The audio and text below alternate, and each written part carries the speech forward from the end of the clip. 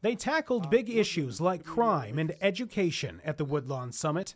So it starts with something called a gang audit. With big names like Chicago Police Superintendent Gary McCarthy and Public Schools CEO Jean-Claude Brizard. But those in the audience, like Woodlawn resident Jean Clark, also found their voice.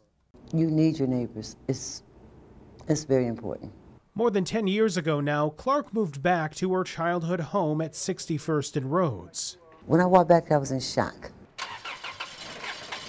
Boarded up buildings and dirty streets is what she found. And the thing that really I noticed, there was no grass. No grass, no flowers, and residents, some of them kids, who had lost hope. There was drugs, people sit on your porch with drugs. My house, you can't sit on my porch. Not gonna happen. With a single voice and her own hands, Clark engaged those around her. If you give respect, you'll get respect. Planting grass to make her old block look new once again.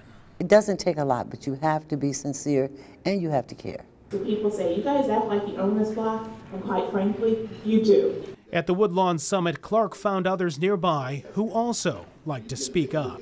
She is really the pinnacle of what this organization is about. Elizabeth Gardner started the summit 3 years ago, intent on finding that common, caring voice.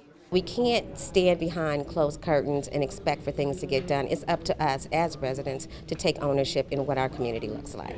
I think we can all continue to point the finger of why we have violence, why we have crime, why we're having all these issues. But at the end of the day, each one of us have to take a stand. I've had success by just being myself.